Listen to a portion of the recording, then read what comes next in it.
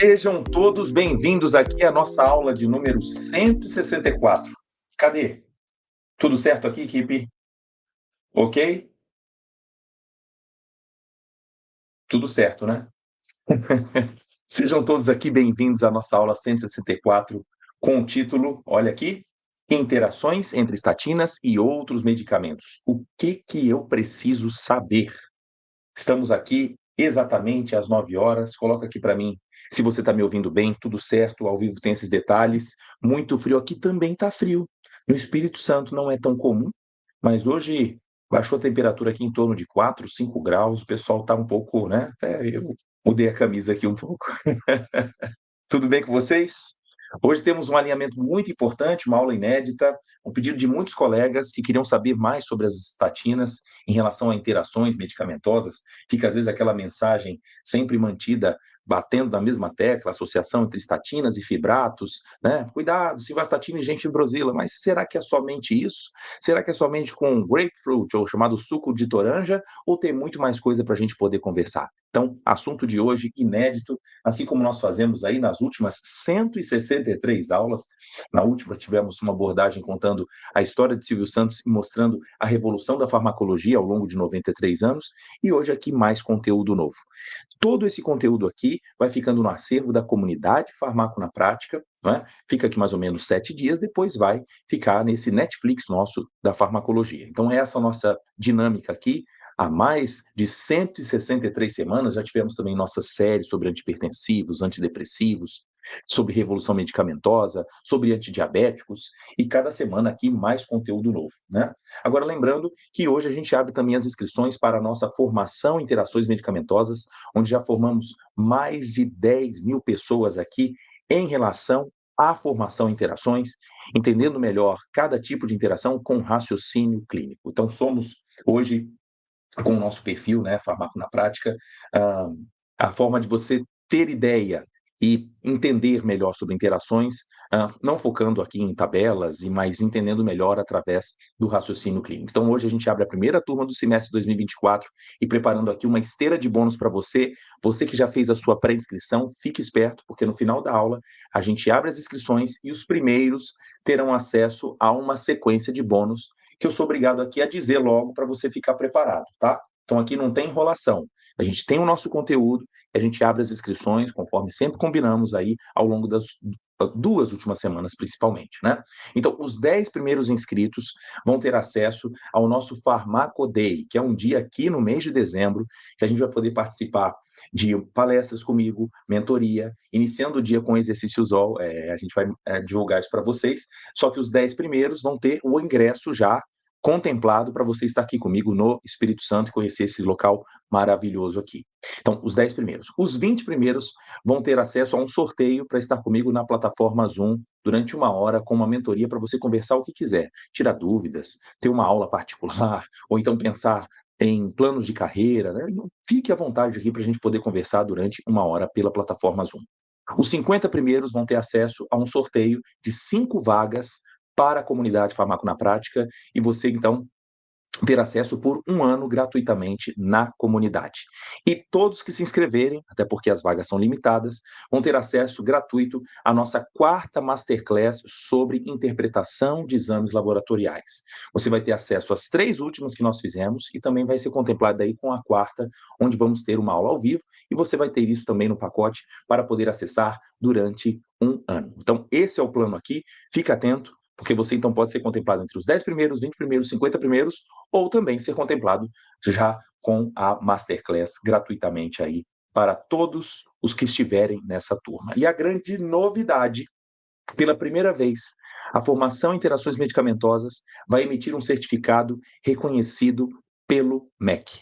Então, você que é graduando, você que é profissional e precisa de cursos de atualização, com validação, foi um pedido da comunidade para a gente, né? Todos aqueles que nos seguem, falam, poxa, professor, a gente queria ter um certificado que fosse reconhecido pelo MEC para poder abater cargas horárias. Então, vai ser disponibilizado para você, e detalhe, de forma gratuita, não vamos cobrar nem R$1 por isso a mais para você ter acesso a este certificado emitido pelo MEC. Então, pela primeira vez aqui, é o nosso presente, então sempre a gente traz uma inovação, segue aqui mais um exemplo disso, tá bom? Tirando as dúvidas, então, todo mundo que está aí colado, presta atenção e convida também colegas para estar aqui conosco ao vivo. Lembrando que a sequência de bônus eu já avisei e nós vamos priorizar, liberar o link para aqueles que fizeram a pré-inscrição no grupo do WhatsApp. Então, existe ainda um link aqui abaixo no vídeo, se você quiser, clica lá para você ter acesso com prioridade para fazer a inscrição na formação em interações. Beleza? A Adriana aqui falando que a formação é fantástica. Obrigado, querida. Vamos lá. Segue agora, então, o nosso conteúdo, interações entre estatinas e outros medicamentos. O que eu e você precisamos saber desse assunto? Então, me apresentando aqui mais uma vez, para todos os colegas, talvez tenhamos aqui muitos colegas que nunca assistiram a aula ao vivo, né? Então, sou o professor Tiago de Mello, com pós-doutorado em farmacologia, mestrado e doutorado em fisiologia e graduado em farmácia lá na Federal de Ouro Preto. Atuo como professor e pesquisador, professor da Universidade de Vila Velha para os cursos de medicina e também da pós-graduação em ciências farmacêuticas para o mestrado e doutorado nesta área. E sou também bolsista em produtividade pelo CNPq na área de farmácia, onde lideramos um laboratório chamado Fisiologia e Farmacologia Translacional. Então temos aí alunos onde a gente sempre quer buscar o algo novo, né? Hoje acabei de sair de uma banca lá onde estávamos fazendo uma conexão entre eixo, olha que interessante, músculo, intestino e o uso de probiótico kefir, pensando aí nas doenças relacionadas à síndrome metabólica. E assim, então a gente vai compartilhando informações com vocês de ponta, certo? Então, vamos aqui abrindo as nossas cortinas para conversar sobre as estatinas hoje. Qual delas, ou quais delas, você está mais habituado? Escreva nos comentários, coloca aí no chat para mim qual dessas estatinas você mais dispensa, mais prescreve. Se tem paciente usuário, fala, professor, eu conheço muito a simvastatina, a atorvastatina. Para vastatina eu não vejo tanto, fluvastatina é uma raridade. Coloca aqui para mim qual é a principal que você conhece. Então, quem está aqui comigo agora e não tem o hábito, minha sugestão, tenha um caderno aí do lado para você fazer algumas anotações importantes da aula, tá bom? Você mesmo criar o seu mapa mental ajuda bastante a entender. Aqueles que estão pedindo aqui o link está abaixo aqui no vídeo, tá bom? Abaixo para você ter acesso aí com prioridade quando eu liberar o link. O pessoal está falando que simvastatina aqui é a bola da vez, ó. A maioria falando simvastatina, outros falando pitavastatina, né? Outra aqui falando, Adriana tomando coezetimiba, já estou vendo pacientes aqui.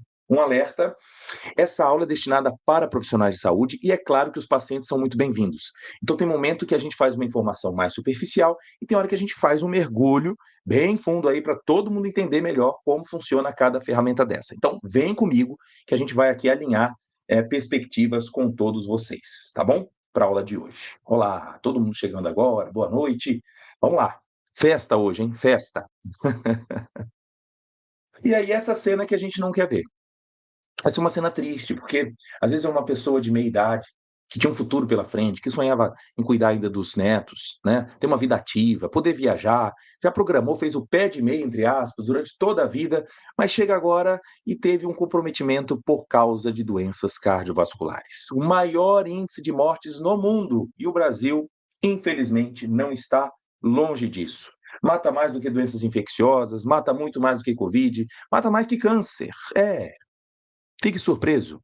Então, agora nós temos que pensar em estratégias para evitar, através de fatores que nós conseguimos modificá-los. Alguns não conseguimos, né? Como predisposição genética, a etnia, o gênero ou a idade, são fatores que a gente não consegue mexer. Mas pensando na outra cartela aqui, ó, na outra parte dessa roda, olha uma cartelinha aqui, ó. Obesidade, será que dá para mexer? Claro. Controlar diabetes? Sim. Pressão? Uhum. Parar de fumar? Álcool? Não é legal. Dieta hipercalórica, sedentarismo, fatores psicossociais. E agora eu destaco o assunto da aula de hoje, que seria a dislipidemia. Então, com todo carinho, porque podemos ter aqui vários, até haters para falar, o professor está defendendo as estatinas? Não estou. Eu estou defendendo a vida. Se for necessário a inclusão de estatinas para tentar diminuir um fator de risco, tudo bem. Mas é bom lembrar que nós temos aqui, ó, grande parte das modificações que podem ser feitas sem um comprimido. É por conta do estilo de vida hoje do norte-americano e do brasileiro que a gente passa agora a recorrer ao uso de algumas substâncias. De maneira alguma vou falar aqui na aula que o colesterol é ruim para a vida. Muito pelo contrário. O colesterol é fundamental para produzir membrana, para produzir sais biliares, para produzir hormônios como testosterona, estrogênio, né, progesterona, aldosterona, cortisol. Então, o problema não é o colesterol, e sim o seu excesso. Então, muito cuidado, que alguns falam, não tome esse remédio não, porque vai te matar, vai diminuir o seu colesterol. Bom, vai diminuir para quem? Quem tem níveis normais de colesterol, ok. Agora, e aquele paciente hiperlipidêmico? É esse que a gente vai ter que intervir, né? Então, nós sim que produzimos colesterol, é isso mesmo. Agora, tem alguns casos que a gente vai ter que intervir para diminuir a sua produção excessiva. Então, muita calma nessa hora. Vamos entender como está o Brasil em relação ao consumo de estatinas no mundo. Aqui, ó, uma série de cores. A gente vê a região do Oriente Médio aqui consumindo pouco, mas o Brasil está entre os maiores consumidores de estatinas do mundo. Colocando aqui, ó, numa escala para você ter uma ideia, a utilização global é essa linha preta aqui, ó, que é a utilização média. E o Brasil está onde? Está aqui no meio, ó.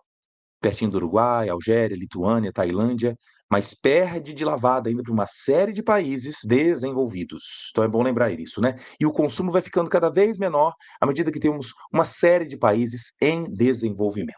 Então estamos ainda numa linha tênue, né? Média, comparado a outros países do mundo, tá? Os valores aí ideais de colesterol total é que esteja abaixo, né, dos 200 miligramas por decilitro. 200, abaixo, né? 200.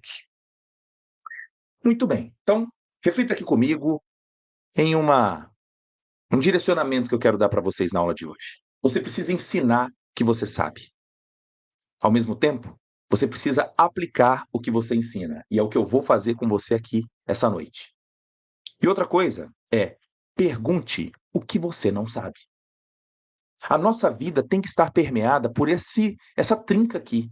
Tem coisa que a gente já sabe mesmo, tem coisa que eu preciso aplicar, porque às vezes eu sei, mas estou vivendo longe desse cenário, mas tem coisas que eu quero saber mais, né? Estão me perguntando se essa aula vai ficar gravada. Vai, Rosalina, mas a nossa liberação para as inscrições para a formação e interações vai ser no finalzinho dessa aula, e aí quem entrar primeiro vai beber água limpa, como eu falei, tá? Se sobrar vaga ainda no final dessa aula. Mas vamos lá. Eu quero então que você traduza comigo o título desse artigo. De Fleming a Endo, a descoberta das estatinas. E você pode perguntar, isso o que é endo? Endo é de dentro? É isso? Fleming, eu acho que você lembra que é a história da penicilina. Mas deixa eu alinhar com você essa perspectiva e você já começar a aprender a partir de agora. Endo se refere a um japonês chamado Akira Endo.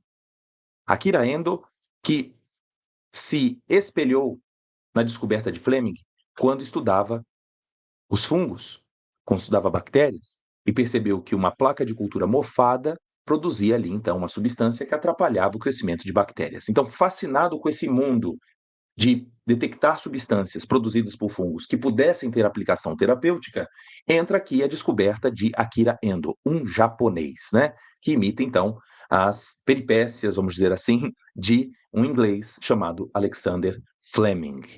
Então, é bom lembrar que essa história toda, né, hoje não vai ter o Senta que lá vem história, até porque na nossa comunidade nós temos 2 aulas já sobre estatinas. Uma que eu fiz somente sobre simvastatina e outra que eu fiz somente sobre a atorvastatina, tá? Então, nosso foco hoje é de interações. Depois você pode buscar aí a história da descoberta das estatinas com mais detalhes. Mas eu preciso dar aqui só algumas pinceladas para você se localizar. Aqui nós vemos a Kira Endo fazendo a investigação ainda para tentar entender como que um fungo pode produzir uma substância para diminuir a produção de colesterol. A Kira Endo faleceu esse ano. Então, perdemos Silvio Santos, né, na área do entretenimento, perdemos também a Kira Endo aos seus 90 anos, um microbiologista, não era farmacologista, olha que interessante, mas ele que descobriu as estatinas usados por milhões de pessoas na redução do colesterol. Faleceu no mês de junho de 2024. E não há dúvida de que, se nós estamos hoje vendo mais longe, foi por estar sobre ombros de gigantes. E hoje essa aula só faz sentido por conta da imaginação de um japonês. Há mais ou menos 50 anos era impensado falar sobre interações medicamentosas sobre estatinas. Acontece que a farmacologia evoluiu, galera. E quanta coisa foi descoberta a partir de Akira Endo, a partir de um fungo retirado de um arroz, pesquisando mais de 6.000 amostras. Akira Endo percebe, então, que existia uma substância chamada de compactina que era capaz de atrapalhar uma rota bioquímica. Que rota é essa? Está aqui, ó. A rota que envolve uma reação envolvendo uma substância chamada HMG-CoA. HMG-CoA, o que é isso? Hidroximetilglutaril-CoA. CoA o quê? É essa substância aqui. Então, existe uma enzima que é importante para converter essa molécula em mevalonato. Essa é uma etapa fundamental. É como se a gente tivesse assim uma ponte para chegar a outra cidade. Se não tiver essa ponte construída, não dá para produzir colesterol. Sei que é um nome um pouco chato, né? Mas eu preciso falar dele para você se localizar aqui na rota bioquímica. HMG-CoA, hidroximetilglutaril-CoA. Perceba que a estrutura dela se parece um pouco com a toxina do fungo. Então, na verdade, aqui eu tenho um produto pirata. Um piratinha aqui, ó, para competir com quem? Com uma substância produzida em nossas células. A ideia do produto pirata é funcionar agora como um inibidor competitivo. Ou melhor, é como se fosse aquela chave cópia, que também é capaz de entrar na fechadura e atrapalhar a ligação da chave original. Então, vamos ver como é que isso acontece. Agora, essa rota, tão conhecida no livro do Leninger, vai fazer sentido para a sua vida. Veja, nós produzimos o famoso LDL. Lembra? A substância que todo mundo aqui mede na rotina para acompanhar a saúde dos pacientes, né? E quando os níveis estão muito altos, a gente se preocupa. E alguns prescritores, então, optam por, além de estimular exercícios, olha, você vai precisar tomar uma estatina. Mas por que essa ideia? Quanto maior a quantidade de LDL, significa que eu tenho aqui, ó, uma boa quantidade de colesterol no meio. E de onde veio esse colesterol? De uma rota, onde a base é o acetil-CoA e depois o famoso HMG-CoA, o hidroximetilglutaril. É essa etapa aqui que as estatinas são capazes de inibir. Então guarde.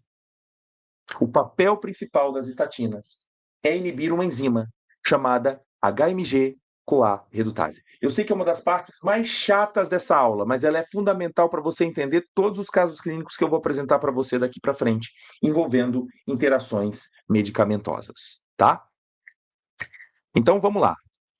Deixa eu mostrar aqui agora essa outra imagem para ficar mais claro para você. Olha que beleza.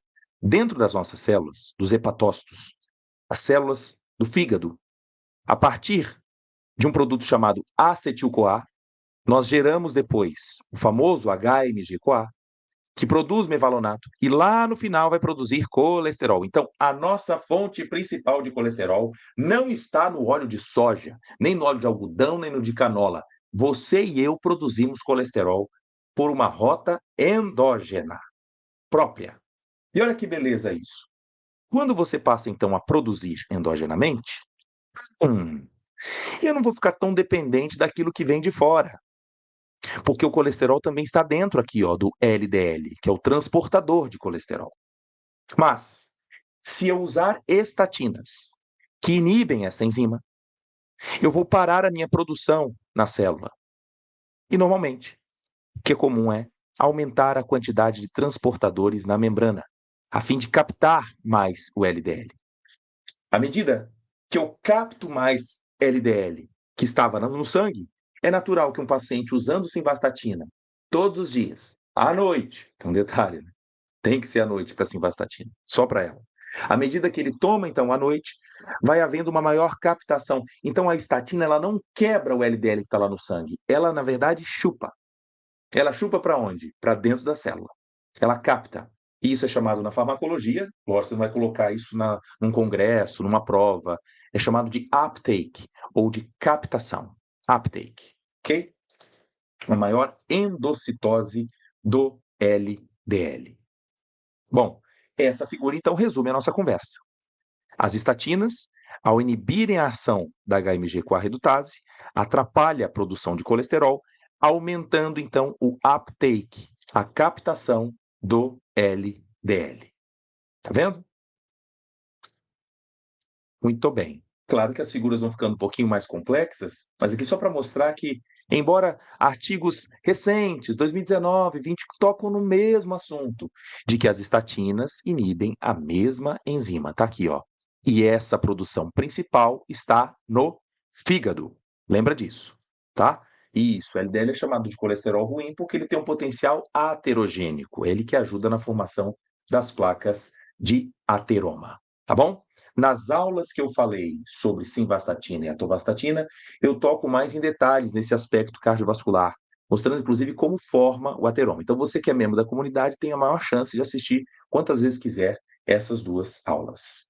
Mas aqui eu quero enfatizar essa evolução da farmacologia em relação às estatinas a partir da década de 80, onde nós começamos a ter mais representantes desses produtos no nosso dia a dia. Então, olha que interessante. Tudo começa com a lovastatina, através de Akira Endo. Participou lá, ó, da original. Mas aí eu posso pontuar a evolução das estatinas por gerações. As duas primeiras, da primeira geração, está a fluvastatina e a pravastatina, na década de 80. Então anota aí. Veja que nenhuma das duas são as principais hoje da prescrição. Simvastatina e atorvastatina são da segunda geração. Mais precisamente no final da década de 80, entrando em 90, simvastatina e atorvastatina na década de 90. E as mais recentes, da terceira geração, nós temos a rosuvastatina e a pitavastatina. Com todo respeito aqui, coloco marcas diferentes, genéricos, por indústrias distintas, para você ver que eu não estou fazendo propaganda de ninguém aqui, tá bom? Só respondendo aí, né? Espera aí, o colesterol é produzido endogenamente, mas os óleos não ajudam a aumentar? Não estou falando isso. Eu não disse que o óleo tem colesterol, que eles colocam lá no rótulo, né? Sem colesterol, como todo óleo vegetal. Agora, a fonte nossa de óleo vai sim estimular a produção de colesterol. Vai. E aqui eu vou te mostrar por quê. Ok? Então, vamos juntos aí. Então, lembrando que todas elas têm um alvo em comum, que são as estatinas.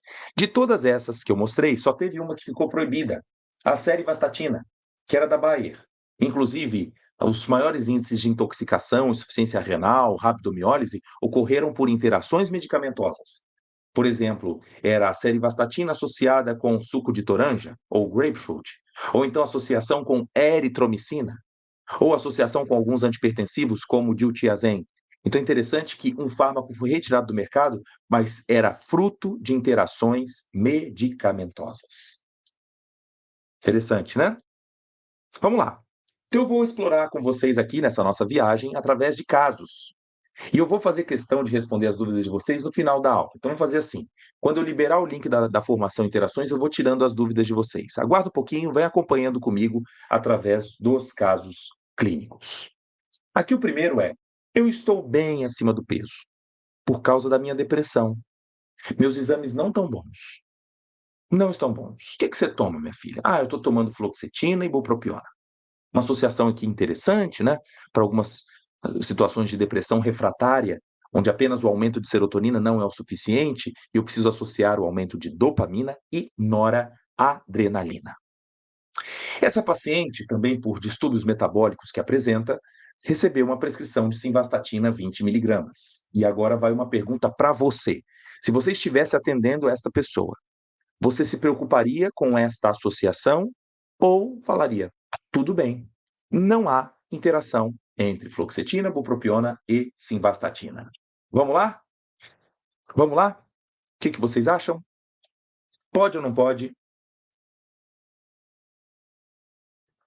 Aí vai valer a pena a gente entender como é alguma característica peculiar de cada tipo de estatina. Olha que interessante. Eu coloquei aqui para vocês nessa imagem, vou ficar aqui quietinho, aqui embaixo, para você acompanhar comigo nesse slide. Então, eu separei aqui de forma didática quem são as primeiras estatinas. Fluvastatina, lovastatina, que nem existe mais, né? Pravastatina. Das três, da primeira geração, ainda resiste a pravastatina. Seguido depois, simvastatina e ator, que é de segunda geração. E a de terceira, pitavastatina e rosuvastatina. Então, primeiro aqui eu coloquei para você em ordem temporal. Mas, outra divisão que eu vou fazer, muito importante. Lipofilia e hidrofilia.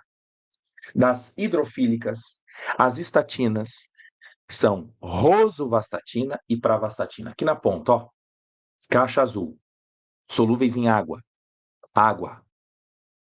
Enquanto a solubilidade de pita, sim e atorvastatina, as três principais usadas hoje na clínica, são lipossolúveis. Aliás, eu tive o trabalho, melhor, o investimento, de procurar inclusive o valor de log de P, para você ter essa ideia. O log de P de todas elas, lipofílicas, é acima de 3. Enquanto rosuva e pravastatina, o log de P é mais baixo, 1,6, justificando então a hidrossolubilidade. Mas algo importante aqui é que a biotransformação delas não passa pela mesma rota. Veja que pitavastatina depende da chamada CYP2C9, enquanto simvastatina e ator, CYP3A4. Rosuva, CYP2C9, 2C19, e a pravastatina, sulfatação. Não depende de CYP. Tiago, que história é essa de CYP? Meu Deus, quem fizer parte da formação Interações, a gente tem um módulo inteiro para falar sobre interações farmacocinéticas. Mas resumindo aqui para você, é o seguinte. Bupropiona e fluoxetina têm a rota principal de inibição de CYP da CYP chamada 2D6. É um outro tipo de família que não interfere em nenhuma dessas que eu estou mostrando para vocês aqui agora. Então, resumindo, relaxe se o paciente faz uso de simvastatina, com fluoxetina ou bupropiona. Nesse caso, não há chance de interação, nem de um lado de simvastatina interferir na biotransformação ou biodisponibilidade dos antidepressivos, nem vice-versa. Então, não há motivo para preocupação. E veja que eu fui trabalhando com você ponto a ponto para você agora ganhar maior segurança e não entender o caso apenas com o meu exemplo de simvastatina. Se aparecer para você no dia a dia com ator, com rosuva, com pravastatina, com pitavastatina, não existe interação relevante entre esses dois antidepressivos e a classe das estatinas. Beleza? Tem mais. Vou continuar aqui. Digamos que essa moça, além do uso dos antidepressivos, ela fala: tem mais uma coisa. É que eu sofro muito de dores neuropáticas e um médico prescreveu para mim carbamazepina. Estou fazendo uso agora, minhas dores diminuíram e eu quero saber se ele pode interferir com algum outro fármaco que eu faço uso. E aí? Nesse caso, o que vocês acham? Estamos chegando aqui com quase 800 pessoas ao vivo. Deixa o seu like aí, se inscreva no canal, né? Ficar sempre atento às nossas novidades aqui no nosso canal Farmaco na Prática. Nesse caso, galera, eu vou me preocupar ou não? Dou-lhe uma, dou-lhe duas, dou-lhe três. Ó, me preocupo. E eu te mostro aqui através de artigos. Aliás, quem é da comunidade, todos esses artigos ficam aqui em anexo para vocês no acervo. Trabalhos mostrando que as concentrações de simvastatina são reduzidas aqui em torno de 4 vezes se o paciente fizer uso de carbamazepina. Isso acontece por quê? Vamos lembrar? Acontece por conta da biotransformação mediada pela CYP3A4. A carbamazepina acelera essa rota de biotransformação e, com isso, as concentrações baixam. Então, qual é a consequência disso? Sob o uso de carbamazepina, é capaz do paciente perder o controle do colesterol, porque a simvastatina não vai fazer o efeito que deveria. Até porque as suas concentrações plasmáticas vão cair cerca de 4 vezes. Isso, então, é um problema relacionado à indução enzimática. E, nesse caso, não dá para a gente resolver fazendo espaçamento entre as administrações. Não adianta dar carbamazepina pela manhã e a simvastatina à noite para fugir dela, porque a indução enzimática perdura durante todo o dia, né? Alguns citando aqui da CYP 2B6, veja, B não, D de dado, não é B de bola, tá bom? Vamos lá. Bora, precisamos do like, gente, isso aí. Sobre dor muscular a gente vai falar ainda um pouquinho, tá bom? Aguarda um pouquinho. Vamos para o nosso segundo caso. Segundo caso de hoje. Não comemos mais carne, mas mesmo assim meu colesterol não abaixa. Estou trazendo para você aqui o relato de um paciente que eu atendi dos Estados Unidos. Mandou mensagem para mim e falou: Tiago, me ajuda, porque eu estou preocupado com os meus exames. Fui fazer exames de rotina e na nossa casa aqui a gente mudou muito o nosso hábito alimentar, não comemos mais carne, preferimos aqui as frutas, e a gente sabe sim que entre os alimentos existem aqueles mais carregados de fontes exógenas de colesterol. Tá aqui, ó, na linha roxa. Quanto maior o consumo de azeite, de pasta de ricota, de abacate, né? A gente tem menor teor de colesterol original, né, gente? Original. Agora, vamos raciocinar. Se eu tenho a oferta hipercalórica, isso pode ser um prato cheio para que o seu fígado e o meu possa produzir colesterol. Então vamos aqui pensar onde tem maior colesterol. Eu fiz uma brincadeira com você aqui botando o espelho, porque é só apontar o espelho para mim e para você. Nós somos a fonte principal de produção desse colesterol através da rota bioquímica que eu te apresentei já. Então aqui o caso dele é o seguinte, esse aqui é um resultado lá da Flórida, né? E ele mandou para mim, olha, meu colesterol total está dando em torno de 282, a gente queria estar abaixo aqui de 200, minha razão também, colesterol com HDL, ela não está legal, e eu estou preocupado, Thiago, eu fui perguntar para ele, mas o que que você tem comido em relação a frutas? Você largou então a carne e substituiu por quê? E aí ele, de uma maneira muito inocente, falou, não, a gente tem gostado muito de comer as comidas mexicanas, e uma delas é o guacamole, que a gente gosta muito. E lembra que o teor de ácido graxo, né, de gordura, no abacate é muito alto, amigo. Então, essa é uma maneira de manter, inclusive, a chance de produção. Então, não é que o abacate tenha colesterol, mas ele é prato cheio, matéria-prima para a produção. E se você duvida do que eu estou te falando, vamos então para a bioquímica. Guarde essa frase. Todos nós produzimos colesterol. A partir de quem? A partir, olha aqui, do acetil-CoA. Se eu tiver o meu acetil-CoA, imagine ele como uma praça, a praça central da sua cidade. Aquela praça que tem a igreja, que tem um coreto, não é isso? Se eu tenho maior oferta de acetil-CoA, eu vou produzir mais colesterol. Então vem agora uma pergunta: como é que eu gero mais acetil-CoA? Pode ser através da sacarose, pode ser através da fonte de glicogênio, do amido, de triglicerídeos. Então, se eu tenho matéria-prima para formar ácidos graxos, pode esperar que eu vou formar acetil-CoA, galera. Isso, guacamole é o próprio abacate, é isso aí. Então, quanto maior a oferta, maior a chance de produção de colesterol. Então, tira da cabeça aquela ideia de que se eu não comer fonte de colesterol, eu estou isento da chance de produção. Dietas hipercalóricas ricas em carboidratos e lipídios favorecem a produção de mais acetil-CoA. E um detalhe, para que essa rota continue sendo muito ativa, a insulina tem um papel de estimular a modulação alostérica. Quanto maior a minha oferta, então, de glicose na minha dieta, maior o papel da insulina, e com isso, essa via vai estar acelerada. Então, pacientes hiperinsulinêmicos tendem a produzir mais colesterol. Tá aí um casamento tão comum de pessoas que desenvolvem diabetes tipo 2 e, ao mesmo tempo, são hipercolesterolêmicas. Não é coincidência. Tem uma explicação, inclusive, bioquímica atrás dessa história. Só para ficar mais claro para você e não achar assim que é um assunto de canto de livro, se você abrir o livro do Leninger, você vai ver que há mais de 2 décadas já se sabe que a insulina, olha aqui, ó, é sinal verde para a atividade da HMG-CoA redutase. Então, meu alerta aqui, meu querido paciente, se você está tomando simvastatina, pitavastatina, atorvastatina e fala, será que eu comprei genérico? Eu acho que é isso, que aí não está funcionando tão bem, eu vou comprar o produto de marca que meu doutor pediu. Não faz isso, não. Tem casos que o remédio não está funcionando muito bem porque você está comendo demais, não faz exercício, a insulina está lá em cima, e aí eu acelero, é prato cheio. De que adianta eu ficar usando o inibidor da enzima se eu tenho aqui uma via direta de estímulo? Ok?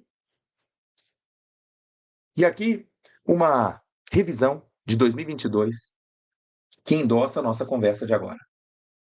Se eu tiver excesso de glicose, olha que interessante isso, eu aumento minha oferta de acetil-CoA. Então, essa primeira evidência nós já falamos agora. Eu dou substrato, matéria-prima para o colesterol ser mais produzido. Segundo ponto, se eu tenho muita insulina na jogada, a minha produção e atividade da HMG-CoA redutase aumenta.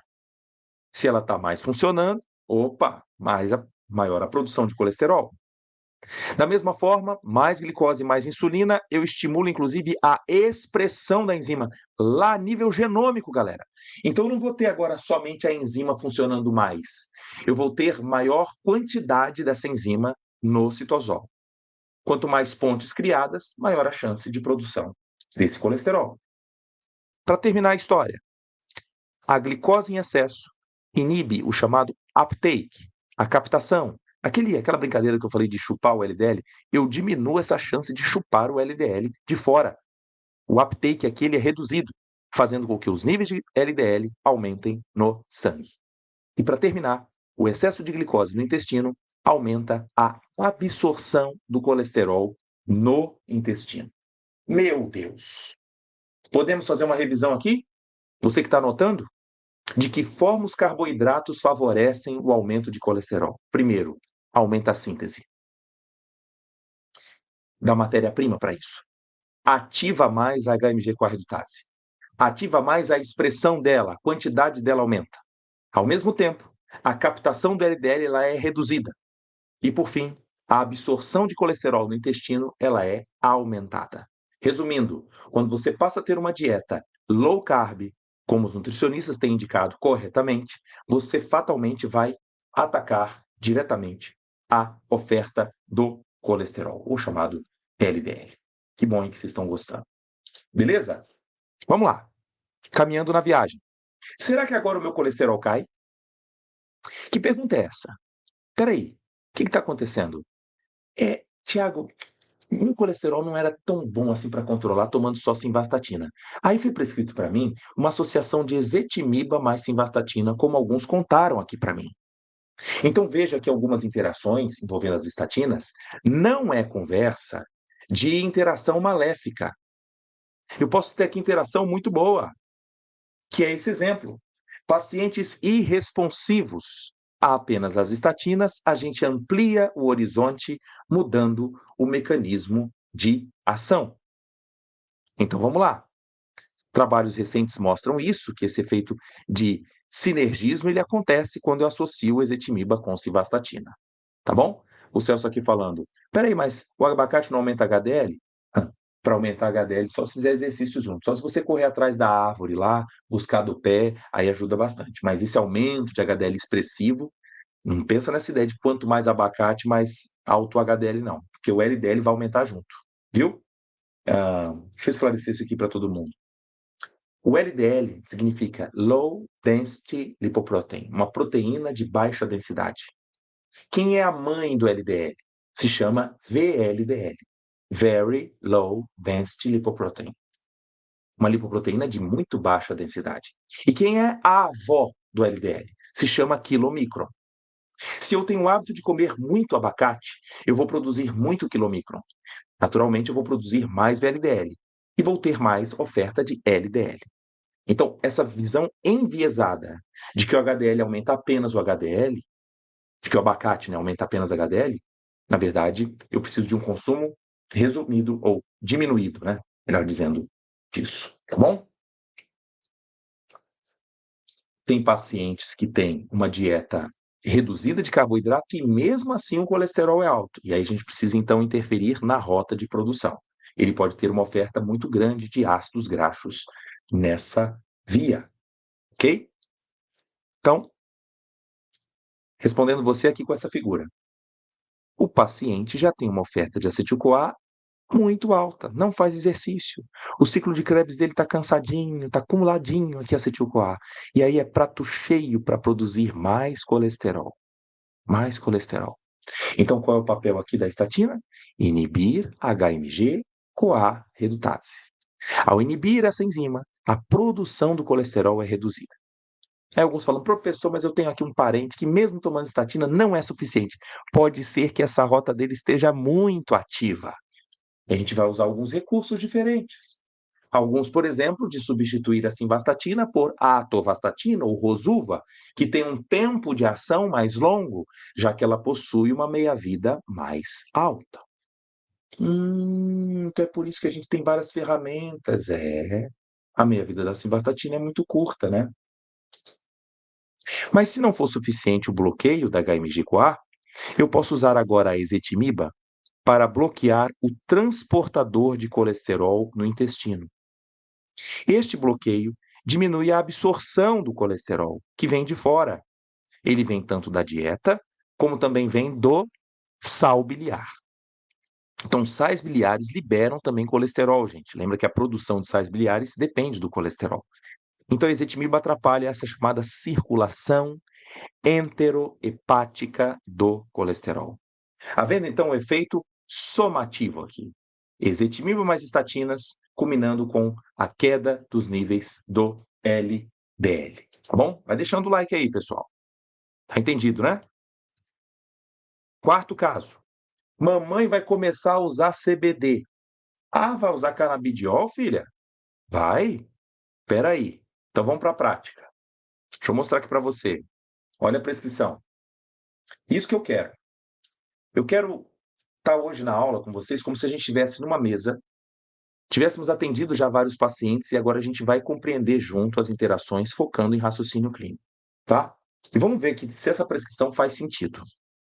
Então, a paciente está tomando olmesartana, espironolactona, nebivolol, atorvastatina, clopidogrel. Eu não acredito, né, que alguém fala assim, essa aula para mim não está muito boa, não. Só se você, então, for paciente, aí falar, não quero entender esses detalhes. Aí vai escapar. Ou então alguém que fala assim, isso não é importante para o exercício da minha profissão. Meu Deus, só se você realmente não for da área da saúde, né? Então, vem comigo. Você consegue enxergar aqui alguma interação da atorvastatina com os outros fármacos co-administrados? Será que tem? Tem ou não? Não tem. Já marco aqui para você. Primeiro, a atorvastatina é biotransformada pela CYP3A4. Aqui nós não temos nenhum inibidor ou indutor dessa CYP, tá bom? Mas uma coisa me chama a atenção aqui nesta prescrição. Essa história de tomar atorvastatina após o jantar. Isto é uma bobagem. Não precisa. Por que não, Tiago? Ela tem que ser absorvida depois dos alimentos. Não, a atorvastatina não faz a mínima diferença se é com ou sem refeição. Usa-se aqui o termo após o jantar como uma forma de lembrança. Mas tem que lembrar uma coisa. Vamos ver aqui uma característica da atorvastatina. Olha aqui, na minha figura. Deixa eu ampliar para você. Opa, atorvastatina, querida, qual é o seu tempo de meia-vida? 14. Enquanto simvastatina, 2 horas, 3 para alguns pacientes, ela é 14. Opa, se ela é 14 horas, qual é o problema de ser oferecida de manhã? Nenhum. Deixa eu te mostrar aqui essa figura. Essa figura aqui, ela explica um fenômeno que às vezes é colocado assim de uma forma muito solta nas aulas, ou então nas drogarias, nos consultórios. É que a nossa rota de produção de colesterol, ela segue um ciclo circadiano. Observa aqui na figura, ó, publicação de 1990, mostrando para gente que o que se observa de produção de colesterol é a sua máxima atividade entre meia-noite até mais ou menos aqui 3 da manhã a gente tem o pico e depois vai caindo um pouquinho quando chega às 6. Então qual é a ideia de sugerir o uso da simvastatina ao deitar? É porque ela tem tempo de meia-vida curto. Se o paciente, então, toma às 9 da manhã, eu não vou encontrar mais simvastatina lá na hora da produção máxima. Sabendo que a atorvastatina também é uma inibidora da HMG-CoA redutase, mas a sua meia-vida é de 14 horas, ela pode ser administrada em qualquer horário do dia. Isso é válido também para a pitavastatina e também para a rosuvastatina, onde todas as três possuem um tempo de meia-vida, ó, longo. Está aqui, 14, no caso pitavastatina, 12, e no caso da rosuvastatina, 19. Tempo de meia-vida médio, tá? Médio. Alguns podem encontrar aí a atorvastatina meia-vida de 17 horas, rosuvastatina de 20, tá bom? Ok? Tá, então, claro, essa ideia. Beleza? Voltando lá agora para a pergunta do colega. Ó, peraí, quando eu boto CBD na história, eu posso mexer agora nessa prescrição? Eu vou ter alguma coisa que pode me abrir um alerta? Claro. O CBD é um inibidor enzimático. Inibe a biotransformação da atorvastatina e pode ocasionar o quê? Isso aqui, ó. Deixa eu mostrar para você. Artigos recentes. Esse aqui de 2021. Chamando atenção para interações em potencial com canabidiol. E um deles, olha aqui, CBD, ó, may increase, ou seja, pode aumentar o quê? As concentrações séricas de uma série de fármacos. O nosso foco hoje é a estatina, e não é à toa que ele cita ator e simvastatina. Ele exclui pravastatina e rosuva. Por quê? Elas não dependem da CYP3A4. Isso é muito importante para a aula de hoje. Porque o CBD tem sido prescrito à torto e à direito por uma série de situações, extraesclerose múltipla, tem sido prescrito para demência, para paciente com distúrbio do sono, e não está se levando em conta a possibilidade de interação com estatinas. Presta atenção, mesmo que o canabidiol seja administrado à noite e a atorvastatina pela manhã, essa chance de interação existe. Como que você pode, então, acompanhar esse paciente? Pelo menos medindo os níveis de AST, ALT, claro, ureia e creatinina, e principalmente os níveis de CPK, de creatina fosfoquinase. Porque um dos primeiros sinais de aumento das concentrações séricas das estatinas é a possibilidade de lesões no músculo. Aí que vem a ideia. Onde está a CPK? Dentro do músculo. Então, se ela caiu na corrente sanguínea, isso é um sinal de miotoxicidade induzida por estatinas. A aula de hoje, então, não tem uma finalidade simplesmente teórica. Eu vou na teoria para trazer para você a realidade do nosso dia a dia. Porque, infelizmente, nós podemos ter pacientes que vão desenvolver uma insuficiência renal aguda por desconhecimento da farmacologia. Ok? É sugerido que se tome no mesmo horário, mas eu não preciso tomar à noite, repito, porque a meia-vida dela é longa, tanto com atorvastatina, quanto rosuvastatina e pitavastatina. Beleza? Vamos lá. Estou aqui deixando na lista para vocês de novo, ó, para não esquecer da nossa clássica figura. Eu, em vários momentos da aula, estou batendo martelo nessa figura porque ela faz você se localizar diante de todas as estatinas, não encarando cada uma delas como se fosse um sinônimo, de jeito nenhum, tá? De todas aqui, a que não precisa de biotransformação mediada por CYP é apenas a pravastatina, apenas por conjugação, fase 2, tá bom? 5. Vovó, depois da psoríase, está muito mal. Às vezes as histórias são dadas assim pra gente, ó. Não é o paciente que vai chegar para você falando: "Ai, mamãe teve uma interação com simvastatina". Ela não é da área da saúde. É você que tem que entender farmacologia para traduzir o problema. Olha como é que nasceu esse aqui. Caso real. Começa com uma psoríase, 73 anos. Apresentou uma exacerbação aguda de sua psoríase de longa data. Ciclosporina foi iniciada devido à gravidade de seus sintomas, resultando em remissão, olha só, em 2 semanas. Espera aí. Hemograma completo, ureia, eletrólitos, após o início do tratamento, não apresentaram alterações, embora ela tenha reclamado de dores musculares. Eita, que foram atribuídas à sua esclerose múltipla conhecida. Atenção para isso. Essa história de pegar o sintoma da paciente e logo colocar um motivo. Hum, Aqui que foi o problema. Achou que era problema da esclerose múltipla e não investigou os detalhes. Como que evoluiu? 3 semanas depois, foi internada no hospital com diarreia, vômitos. Os exames de sangue repetidos revelaram níveis elevados de creatinina, 6, ureia, então tinha aqui um quadro de azotemia, creatina quinase em níveis muito altos, 6.000. E aí, a hemofiltração foi necessária para estabilizar sua função renal e ela se recuperou completamente. Então, foi necessário suspender os medicamentos e fazer hemodiálise. Espera aí, o que ela teve? Uma lesão renal aguda secundária à rabdomiólise. Era uma interação entre ciclosporina e simvastatina, precipitada, inclusive, por uma desidratação da gastroenterite. Então, seja bem-vindo aqui à realidade. Algumas interações medicamentosas já têm chance de acontecer, mas ela pode ter um gatilho. E o gatilho aqui foi o quadro de desidratação. O que é, Tiago, essa história da rabdomiólise? Vou te ajudar para você entender aqui os detalhes. Primeira coisa, a ciclosporina, que é um imunossupressor, ela não tem a capacidade de inibir CYPs. Não é o perfil dela. Ela faz outra coisa. Então, acompanha o meu mouse aqui, ó. Assunto inédito para você, tá? Ó, tá aqui no mouse passeando a estatina, tá? No caso aqui, qual era? Simvastatina. Então a paciente está tomando aqui, ó. Simvastatina tá aqui passeando no meu mouse, ó. Simvastatina, beleza, passeando no plasma.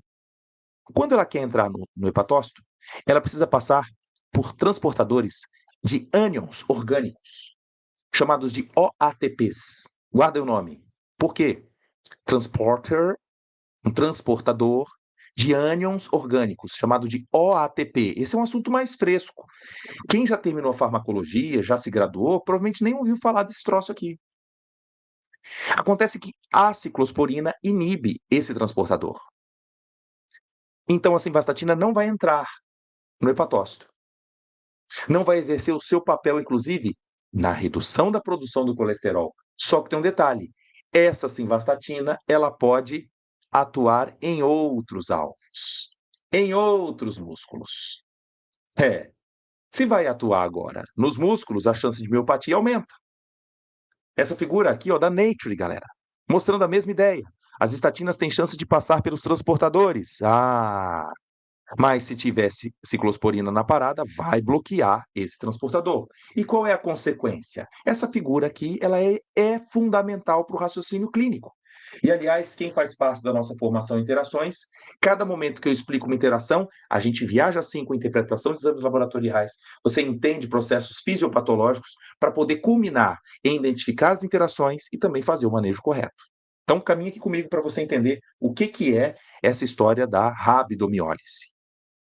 O final da história é uma insuficiência renal. Mas vou fazer agora a resposta de trás para frente. Por que o rim parou? O rim parou porque houve uma lesão na região do túbulo proximal. Quem foi que causou essa lesão aqui? Essa lesão aconteceu por excesso de radicais livres produzidos pelo excesso de mioglobina. A mioglobina passou aqui, ó, no túbulo. Não é normal a gente ter mioglobina passando no túbulo. Sabe aquele churrasco que você come? E você pede uma carne assim, mal passada, passada. Ou então, um pouquinho vermelha. Aí na hora que vai cortar na sua frente, vem alguém e fala: Ei, minha carne tá sangrando. Não é sangue. A carne ali não tem sangue. A carne tem o quê? Mioglobina. Então, assim como a carne do boi, tem também na nossa carne, no nosso músculo, mioglobina, que fica dentro da célula muscular. Mas por que então a mioglobina passou aqui? Porque ela estava no sangue. E quem mandou a mioglobina estar no sangue? Aí é que é o problema. É porque houve uma lesão no músculo. Fechou. Músculo lesionado, cai mioglobina para a corrente sanguínea. Ao sofrer o processo de filtração glomerular, ela gera agora estresse oxidativo, lesão tubular proximal, desenvolvendo uma necrose tubular aguda, induzida pela mioglobina. Então, veja que interessante. Quem causou a lesão renal não foi a estatina, foi a mioglobina. Mas o problema do excesso das estatinas é que elas podem ter efeito miotóxico. E isso é compartilhado de todos os representantes, tá? Alguns a gente vê com maior intensidade, por conta de interações medicamentosas que podem ser evitáveis, né? Então aqui o Thiago falando, estatinas salvam vidas? Salvam. Em alguns casos a gente pode evitar? Claro, se o paciente mudar estilo de vida, não vai precisar do uso de estatinas, mas nada de demonizar as estatinas, pelo amor de Deus, ok? Então, muita calma nessa hora.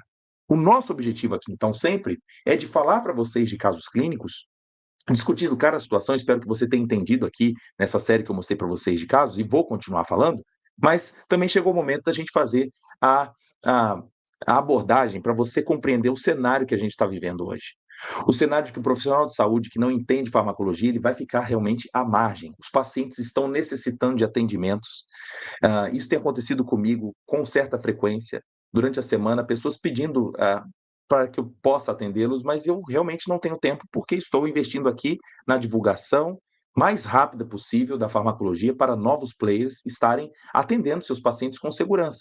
De nada adianta construir um consultório, ter a chance agora de fazer o atendimento pela telefarmácia e ser frágil na interpretação das interações.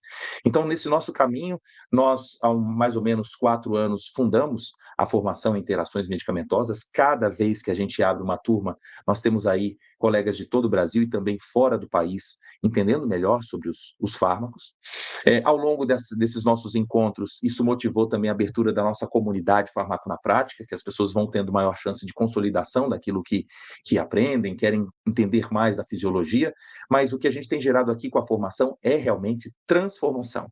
Pessoas que passam agora a atender os pacientes com segurança, trabalhando com a equipe multiprofissional, ganhando, então, novos planos de carreira, galgando novos desafios, alguns terminando pós-graduações, sendo aprovados em concurso. Então, a nossa função aqui não é informar por informar, e sim gerar transformação. Em relação à formação e interações, pela primeira vez, nós estamos aqui disponibilizando, além de um conteúdo denso, e além dos nossos encontros, né, ao vivo ali todas as semanas, durante 6 semanas, a oportunidade de você receber um certificado com reconhecimento do MEC. Isso foi uma novidade, a gente não teve nas nossas últimas 20 edições, e pela primeira vez a gente está fazendo isso. Então aqui, eu vou continuar falando para vocês aqui dos casos, mas eu preciso cumprir aquilo que eu prometi para vocês, que é a abertura, onde tem muitos aqui esperando esse momento, e já chegou aqui mais ou menos 10 horas, eu vou fazer essa liberação para você se inscrever na maior formação em interações medicamentosas do Brasil. Nós abrimos agora, no primeiro semestre, várias edições, e temos também agora a chance de você se inscrever na formação em interações por um valor muito especial. Normalmente, o preço dessa formação é de R$ 1.397. E nós vamos fazer aqui um valor bastante diferenciado para você ter chances de até pagar em 12 vezes. O valor desse investimento é de R$ 697, dividido em 12 vezes.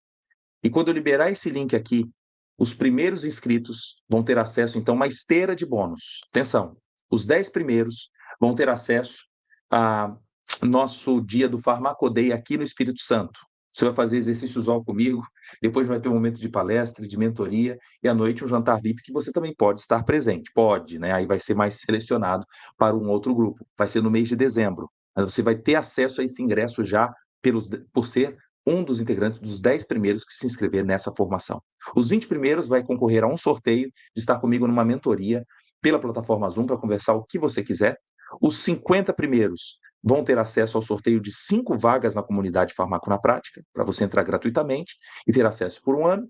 E também todos que se inscreverem na formação, nessa edição, vão ter acesso gratuito à nossa 4ª Masterclass sobre interpretação de exames laboratoriais. Já temos aí um compêndio de quase 10 horas de conteúdo só de interpretação, com discussão de caso clínico. Você vai ter acesso a essas 3 anteriores e mais uma que são essa 4ª Masterclass. A gente ainda vai marcar o dia ideal para você poder assistir. Se não puder assistir, não tem problema, porque vai ficar gravado para você, onde você pode explorar toda a formação, gente, durante um ano. Então, como é que é feita a formação em interações? Nós temos 6 fases, onde todas as semanas a gente vai liberando para você o conteúdo, primeiramente gravado, né? A gente tem a parte dos conceitos de interações, interações físico-químicas, farmacocinéticas, farmacodinâmicas, interações benéficas e maléficas. Cada semana, depois de liberar o módulo, eu tenho um encontro ao vivo com vocês pela plataforma Zoom, onde você tem a chance de abrir seu microfone, abrir sua câmera, tirar dúvidas relativas à aula, algum caso clínico que esteja acontecendo com você. Muitas vezes a sua dor pode ser de outros colegas, onde todo mundo sai aprendendo. Então, são momentos extremamente produtivos dentro da nossa formação em interações. Alguns dizem que a grande cereja do bolo é o nosso momento de brainstorming, de trocar ideias, né? Inclusive com colegas até de outros países, como Uruguai, Dinamarca, Alemanha, Portugal, Estados Unidos, muita gente participando junto. E detalhe, não é só farmacêutico, nós temos graduandos de várias áreas da saúde, também temos médicos, enfermeiros, temos biólogos, tá? Então, não é restrito apenas para as pessoas que querem a farmacologia e falam assim, não, eu tenho que ser da farmácia. Não, inclusive temos muitos professores de farmacologia que também estão aqui conosco, né? Uns que querem ter mais casos para poder contar na aula, compartilhar. Então, isso é aberto para todos vocês, beleza? O Farmacodê aqui a gente vai ter também umas vagas para os antigos, sim, sim, temos sim, tá bom? Então, lembrando que agora a gente tem uma liberação, gente, de 50% de desconto. Nesse momento agora, a gente vai então fazer a liberação do link para os pré-inscritos. Pré-inscritos. E eu continuo a aula hoje ainda, tá? Eu vou mostrar aqui mais uns casos e tirar algumas dúvidas de vocês, tá bom? Mas prometendo aí por conta do horário, eu vou liberar o link agora para os nossos grupos e, inclusive, vou dar uma navegada aqui na nossa plataforma da formação para você entender como é lá dentro, tá? Certificado pelo MEC. Respondendo aqui vocês, temos certificado reconhecido, né? Essa é a palavra, reconhecido pelo MEC. Pela primeira vez a gente está fazendo isso, tá bom? Deixa eu só mostrar aqui agora a nossa plataforma enquanto você faz a inscrição. Alguns que ainda não conhecem, né? Como é lá por dentro, tá aqui, ó. Quando você entra na nossa formação Interações, tá aqui. Você vai ter acesso às fases, como eu falei para vocês, vão sendo liberadas gradativamente, uma a uma. Fase 1, 2, 3, 4. Quando a gente clica aqui, por exemplo, na fase 1, ela é toda subdividida. Também, tá? Você vai entrar aqui e ter a chance. Onde parou o vídeo, não tem problema, ele já sabe aquele minuto que você parou, não precisa ficar depois procurando, né? Facilitando essa chance de acesso. É, baseado no tempo que você tiver para se atualizar. Então, não é necessário você passar 2 horas assistindo a aula. A gente produziu aqui um learning experience, uma forma diferente de você ter uma experiência de aprendizado muito peculiar, entendendo interações medicamentosas com fluidez, tá bom? Além disso, temos exercícios que você pode fazer e a gente corrige com vocês nos momentos ao vivo. O acesso é por 1 ano, tá bom? O acesso por 1 ano é a maior formação em interações do Brasil focada em raciocínio clínico, ok? Então, vou responder aqui dúvidas de vocês. Ah, muito bem. Então, está disponibilizado aí nos grupos, viu? Os links nos grupos e vamos ver quem vão ser os primeiros para poder estar comigo aqui no Farmacoday. A diferença do curso é porque a formação em interações é um treinamento imersivo somente sobre interações medicamentosas. Durante 6 semanas eu fico com vocês, durante 1 ano vocês têm acesso a esse conteúdo, mas ao longo das nossas formações, os alunos tinham dúvidas sobre fisiologia, detalhes da farmacologia que não dava para poder explicar dentro da formação, então nós criamos a comunidade Farmaco na Prática, que já completa 3 anos. Então, o que é muito comum? O aluno fazer parte da formação e também ter a comunidade como um alicerce de conhecimento.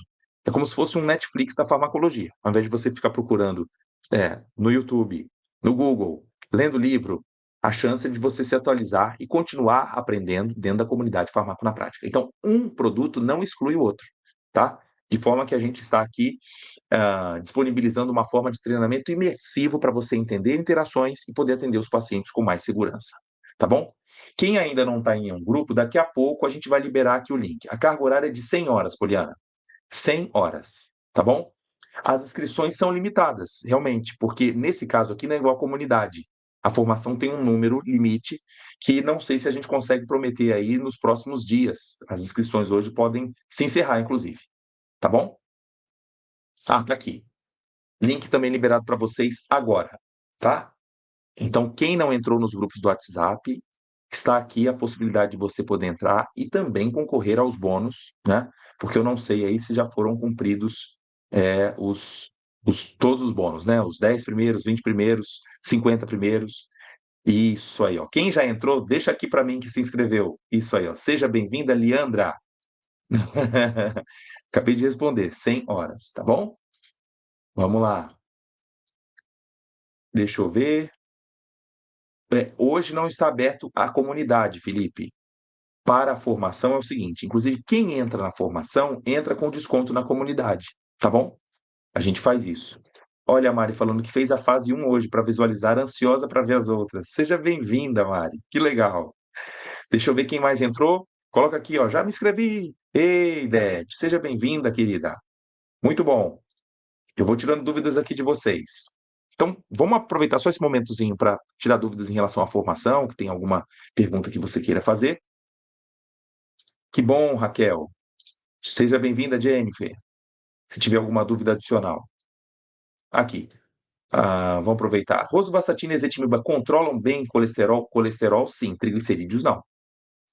Aí, se precisa reduzir triglicerídeos além do exercício físico, os fibratos são bem úteis, porque ativam a lipase lipoproteica. Tá bom? Viu, João? Então, ezetimiba com rosuvastatina, a redução de triglicerídeos ela é tímida. Ok? A relação das estatinas com glicoproteína P. Vou te mostrar agora. Olha que interessante isso. Eu, inclusive, fiz uma. Olha aqui a tela. Marca aí, ó. Simvastatina, atorvastatina, pitavastatina, as três. As três lipossolúveis são alvos de glicoproteína P. Então, o que fica aqui de aprendizado, Matheus? Paciente usando hipérico perforato, ou chamada erva de São João, ele tem chance de falha terapêutica. Reduzir agora a chance de controlar colesterol, né? Porque vai aumentar a expulsão desses três fármacos. De modo oposto, a inibição da glicoproteína P, por exemplo, que acontece com a mildarona, com diltiazem, pode culminar em chances de intoxicação. Ok? Seja bem-vindo aí, Ednilson. Estou vendo aqui. Legal. Rosuvastatina com ômega 3. Gente, o ômega 3 pode ser adicionado para qualquer tipo de estatina, mas dizer que ele melhora o perfil cardiovascular, existe uma série de dúvidas sobre essa investigação. Quem é da comunidade farmaconoprática, nós temos uma aula exclusiva sobre o ômega 3, onde eu conto toda a história disso. O ômega 3 faz parte de um blend, de uma dieta chamada do Mediterrâneo, onde o paciente é exposto a cereais, a azeite, ricos também em frutas antioxidantes, resveratrol, polifenóis. E o ômega 3 está no meio. Na década de 90, foi tentado o seguinte: que tal a gente colocar o ômega 3 numa cápsula para ver se protege de tudo? E não foi bem assim, tá? Então, se você realmente não tem exposição a sardinha, a atum, salmão, e quer se expor um pouco a ômega 3, ok, é uma alternativa. Mas não espere mundos e fundos para poder ter uma rápida redução do colesterol, porque fez essa associação. Seja bem-vinda, Raquel. Olha aqui, ó, do Uruguai, Dona Ana Martínez, nossa querida médica. Entre em contato com a nossa equipe. O desconto é de R$ 600, tá? 697, Ana. Sim. Não, se você é da comunidade, entre em contato com a nossa equipe, tá bom? Na comunidade tem tópicos que abordam sobre interação, que são os nossos eventos, são aulas aqui, por exemplo, como essa, ela vai estar dentro da comunidade. Mas o momento da discussão de casos clínicos, o entendimento dos mecanismos que envolvem as interações, no treinamento imersivo, nós temos isso detalhado. Então, eu sugiro que você faça a formação em interações. São produtos que se complementam, tá bom? Lembrando que 697 é o valor à vista. À vista. A divisão em 12 vezes é igual você comprar uma passagem. Na verdade, o sistema lá, não é a gente, não é a nossa equipe, é o sistema que empresta o dinheiro para você fazer a sua inscrição. Então, é bom lembrar isso. 697 é o valor à vista. Tá bom? O Orlistat ajuda na redução do colesterol? Ajuda, porque inibe a lipase pancreática. Então, ele interfere tanto na redução de triglicerídeos quanto também de colesterol. Tá bom? Ângela, com certeza.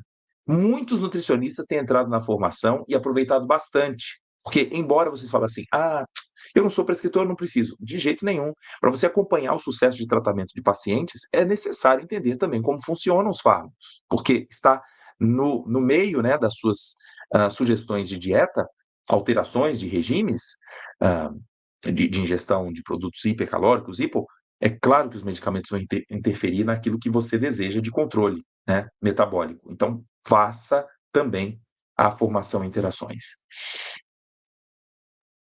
Interações com antirretrovirais, vou te mostrar aqui agora. É uma dica simples para vocês, sem precisar ficar decorando isso. Olha só que legal. Lembra que das estatinas, a gente tem o grupo que não precisa de biotransformação, como a pravastatina, e no caso a pitavastatina, ela é biotransformada pela CYP2C9.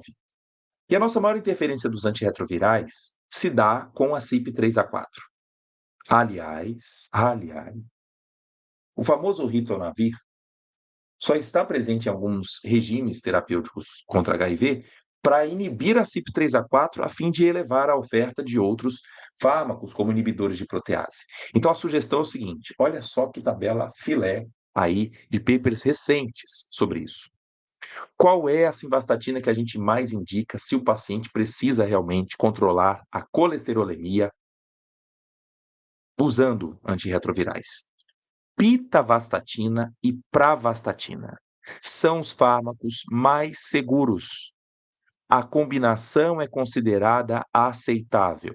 A sugestão é que, se for optar pela pitavastatina e tem meia-vida mais longa, que comece com a dose mais baixa e vá acompanhando, se for necessário, níveis de CK, ALT, AST. Ok? Beleza. Professor, para tomar o Listat tem necessidade de tomar vitamina? Olha, pode ser que haja necessidade de reposição de vitamina D, porque ela é perdida nas fezes. Então, vitaminas A, D, E e K. Mas isso não é padrão para todo mundo. Não tem que ficar pensando nisso em reposição em massa. Tem que entender cada caso. Seja bem-vinda, Débora. Seja bem-vinda, Patrícia. Ok. Estou respondendo aqui vocês. Professor, paciente toma sertralina e rosuva pela manhã, interação relevante? Não. Não, porque sertralina, ela não inibe. CYPs, né? A inibição é de CYP2D6, muito fraca, e isso não tem interferência com rosuvastatina. Beleza? Aí, ó, estou dentro. O que posso fazer para baixar a amônia? Amônia? Será que a sua amônia... Amônia ou ureia? Fala para mim, você mediu o seu excreta nitrogenado? Eu queria saber a sua ureia e a creatinina, tá bom? Para adquirir somente o curso de análise. Olha, é possível, mas eu sugiro que dessa vez você já tenha acesso ao pacote inteiro, porque você vai ter a chance de assistir a edição 1, 2, 3 e a 4 gratuitamente. Então, se eu fosse você, eu entraria na formação de uma forma muito mais completa e tendo isso como um complemento na sua carga horária. Tá bom? A amônia mesmo? Sua ureia está normal? Com hiperamonemia? Fez gasometria? Achei que você estava perguntando aqui para mim. Realmente necessidade de suplementar com enzima Q10 em paciente com uso de estatina? Não precisa desse desespero. Tem muita gente pensando assim, todo mundo que toma estatina tem que tomar coenzima Q10. Não. O ponto é que, se existe algum relato de miopatia, uma das alternativas é sugerir a suplementação em doses que variam de 100 até 600 miligramas de coenzima Q10 por dia. Existem dados ainda conflitantes a dizer se a suplementação com coenzima Q10 é capaz de reverter qualquer quadro de miopatia. Isso a gente ainda não tem uma resposta. Agora, é de bom tom, vale a pena trazer esse raciocínio, porque a produção da coenzima Q10, chamada de ubiquinona, ela está na rota metabólica da produção de colesterol. Então, quando a gente inibe a chamada HMG-CoA redutase, eu posso também atrapalhar a produção de coenzima Q10. Então, é verdade que esses níveis podem realmente reduzir. Tá bom? A regra dos 6 equivale para todas. É a ideia de dobrar a dose, Matheus. Dobrar a dose da estatina para reduzir 6% de colesterol, tá? Isso é um certo padrão, vamos dizer assim. É só para tirar aquela ideia de que quando eu dobro a dose, eu vou ter a dobra da eficácia. Não é assim, tá bom?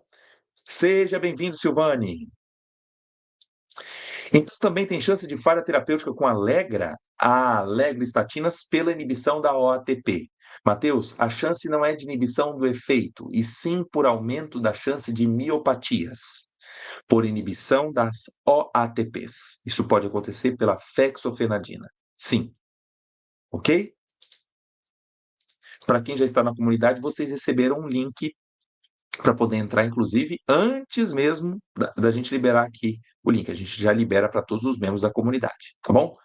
Ó, se inscrever no canal, muito bom, Rayandre. Só que além disso, a gente está oferecendo para você agora, com desconto, entrar na formação Interações Medicamentosas. E as inscrições começaram agora, mas as vagas são limitadas. Tá bom? Essa aula vai ficar disponível durante alguns dias no YouTube. Depois ela vai para o acervo da comunidade Farmaco na Prática. Professor, mesmo em horários distantes, o omeprazol inibe clopidogrel? Inibe. A inibição, ela perdura o dia todo, ok? Mesmo que o omeprazol tenha meia-vida curta. Então, essa interação, ela, para ser resolvida, é melhor substituir o omeprazol por pantoprazol, por exemplo. Ah, beleza. Só tirando dúvidas aqui de vocês, previsão não vai ser agora, vai ser provavelmente no mês de setembro, tá bom? Beleza. Já falei aqui em relação ao valor de 697, é o valor à vista, que pode ser dividido em 12 vezes, e aí tem um acréscimozinho dos juros, que não é da nossa equipe, certo? É o sistema aí que empresta o dinheiro para você. É, aqui o colega falou, mas não é um assunto hoje da aula. Vamos lá. Mais algum assunto de estatina? Conta para mim. Pessoal, corre que ainda. Ó, amlodipina e estatinas. É o seguinte: amlodipina é um bloqueador de canal de cálcio. Os clássicos bloqueadores, como diltiazem e verapamil, são os principais alvos de interação com as estatinas. Eles inibem muito a CYP3A4. O amlodipino entra na lista, mas é um inibidor moderado, onde eu tenho a solução para a gente evitar essa interação. É não ultrapassar a dose da simvastatina, por exemplo, acima de 40 miligramas. Essa chance vai começando a ficar mais frequente. Nós vemos relatos de casos muito mais abundantes na literatura quando a simvastatina chega à dose de 80 miligramas. Então, se for simvastatina, se for atorvastatina, a chance de interação com o amlodipino ainda existe, tá? Então, preferir aí doses mais baixas. Então, a interação envolve o aumento das concentrações séricas das estatinas provocado pelo amlodipino. Tá bom? A biodisponibilidade do colesterol advindo da dieta ela é alta. Agora, vai depender do hábito de vida da pessoa. Se ela tem uma dieta rica em junk foods, né, produtos de origem animal, a absorção vai ser maior. E aí, nesse caso, vale a pena considerar aqui a ideia do uso da ezetimiba, que inibe a absorção exógena e também inibe a circulação chamada enterohepática do colesterol. Tá bom? Olha, ainda nós temos 5 vagas para concorrer ao sorteio da comunidade. Você ainda pode participar aqui. Quem está querendo entrar na comunidade agora, é bom falar isso. Se você tiver entre os 50 primeiros, você vai concorrer, 5 vagas. E aí já entra na formação e tem acesso gratuito durante um ano na maior comunidade de farmacologia do Brasil. Qual das estatinas é melhor para os diabéticos? Depende, Shirley. Depende do quê? Vamos lá. É um paciente que tem os níveis de colesterol em torno de 220, 230. O médico prescreveu ali a simvastatina, ela é o suficiente para uma resposta, mesmo tendo meia-vida curta. Agora, dificilmente alguém vai ter uma boa redução dos níveis de colesterol alcançada com simvastatina se ele tiver valores aí próximos de 500. Aí eu vou precisar de estatinas de maior tempo de meia-vida e que seja lipossolúvel. A ideia da lipossolubilidade é de conseguir entrar com mais facilidade nos hepatócitos. E nesse contexto, a atorvastatina tem o seu lugar ao sol, vamos dizer assim. Então, de todas elas, a que teria uma resposta mais interessante seria a atorvastatina, por ser lipossolúvel e de longo tempo de meia-vida. Ok? Olha aí o Erickson Ricardo, melhor investimento da vida, sou da comunidade já Renovate por 2 anos, esse curso de interações é fantástico, que bom. Aqueles que já participaram, deixa aqui também o seu relato para o pessoal aí ver, né, qual é o impacto nosso já com 20 turmas da formação. interações. Acabei de responder aqui a Shirley, João, fiz a mesma resposta, tá bom? A relação entre estatina e comprometimento hepático. Alguns casos se observa aumento de ALT e AST com simvastatina. Alguns atribuem a um efeito tóxico a nível mitocondrial. Isso é mais comum com aquelas lipossolúveis, que entram então nos hepatócitos com facilidade. Então, olho em quem? Simvastatina e atorvastatina principalmente, e mais raramente pitavastatina. Beleza? Olha aqui o João falando, sou formado em ciências biológicas e química, faço pesquisas, seus vídeos me estimulam a aprofundar o conhecimento e esclarecer dúvidas das disciplinas que não tive na faculdade. Que bom! Se eu posso recomendar livros, do que você quer? Posso ajudar. Xarelto e estatinas, não tem interação. Por quê? O xarelto, que é a rivaroxabana, é biotransformada pela CYP3A4, mas ela não inibe a CYP, tá? Então, nesse caso, é uma associação segura.